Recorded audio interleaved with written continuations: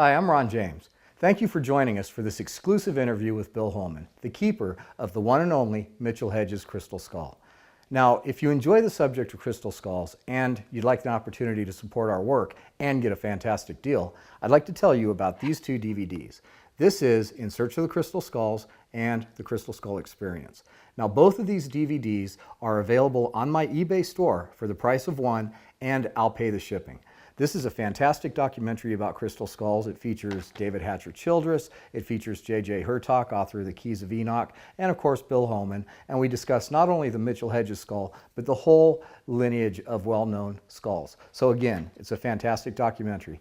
Now this video, The Crystal Skull Experience, takes the Mitchell Hedges Crystal Skull into your living room, set to the channeled music of Lee Poe, and creates a playable loop so that you can actually meditate to the skull, have it influence your space. It's definitely an experience.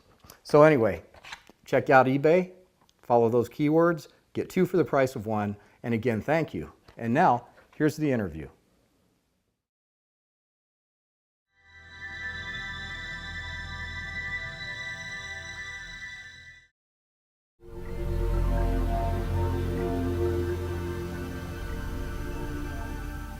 The Mitchell Hedges skull is not just a little different, it's majorly different. And some of the main things is it's anatomically correct.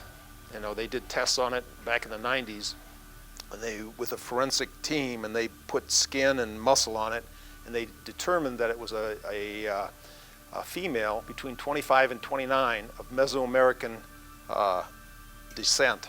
And they said it was like an ancient, one more of the ancient skulls of that. So that's the area that's the way they determined. So that's one thing, it's anatomically correct. There's no other skulls that are anatomically correct.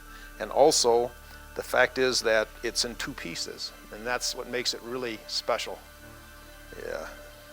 You know, they've made tests on other skulls, and they try to determine, you know, where they came from and how they were made, and there's all this different talk. But when it comes to right down to the bottom line, when you say, hey, it's in two pieces, it's not able to be made. They even would have trouble even doing it today. Okay, how was it made? Somebody did it. You know, the reason it has a separate jaw, everything in the skull is made very special. There's prisms that are built into it, the direct light.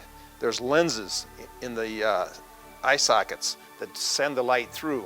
How this was made, you know, some people say it would have to be made in zero gravity or something to be able to make crystal this way. Now, that's just another one of the mysteries that comes to the skull.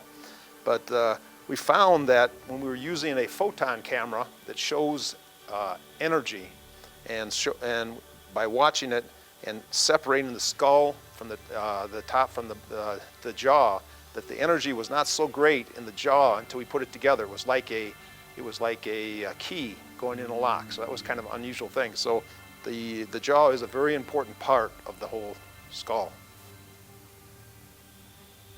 I'll tell you, there's all kind of stories. You know, it could have been, they say, made in Germany. They say made in the Mayas made it. They say Atlanteans made it. They say it was brought from people from the Star People.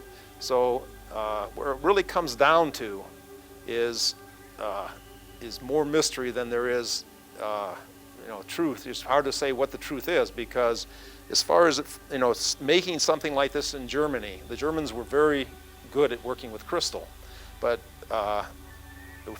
in seeing what the crystal skull has with the built-in prisms, the eye sockets, the fact that even when we did tests with Smithsonian recently with the electron microscopes, and they thought they could find all this stuff, they could not find any tool marks or anything on the top. Now that they kind of dismissed that, but that's pretty amazing. And so where it came from, I think it came from somebody with great intelligence, greater than what we have today. And where is that at? Well, that's something we'll find out. I think it's going to be, the knowledge is coming out now, so I think we will find that out pretty soon.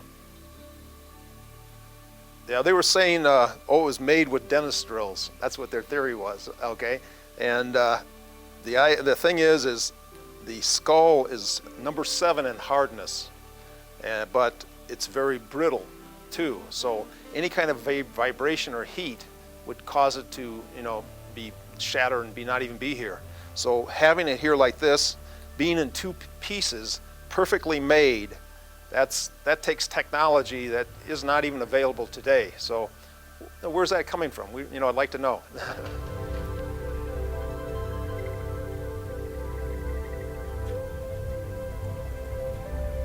Okay, the 13 crystal skulls, that's the Mayan legend, and the Mayans believe that there are the one skull, and then the Mayans, they created 12 other skulls using the center skull as something that they copied.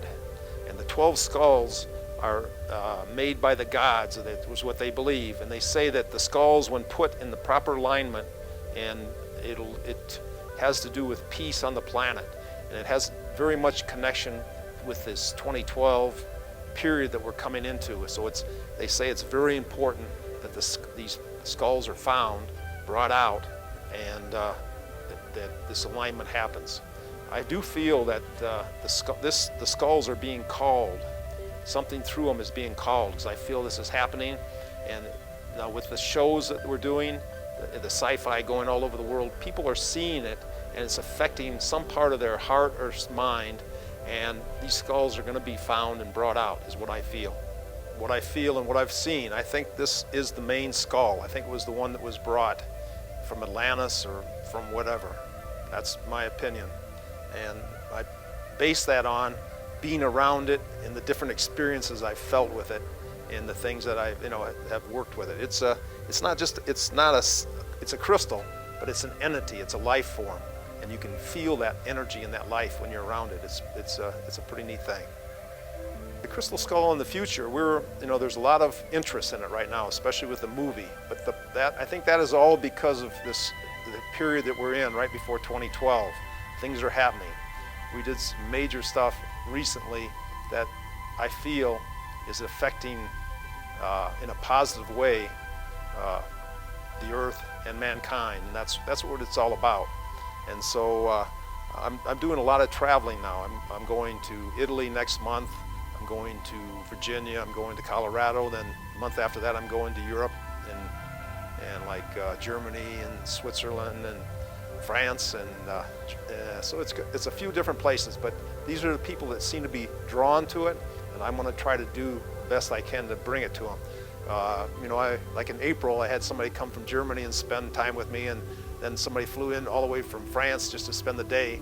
And so, hey, instead of having them come to see me, I think it's more fun. I'm going to go see them.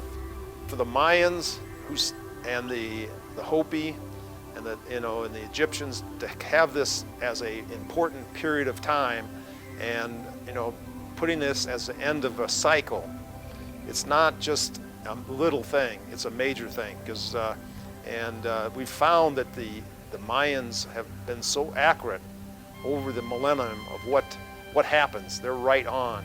And so this 2012 thing is a major connection. Things are happening. But talking to the Mayan elders, they say it's an end of a cycle, an end of a yucca. It's like a tree. They say it's like a tree, and we've been in the roots of the tree. And now we're going from the roots in this new cycle into the trunk. So with the crystal skulls being together, with people working for universal love in their heart, it's my hope and my belief that we're going to go from this dark negativity that we've had into a light and positive time, that we have a good future and people will have the real potential come out.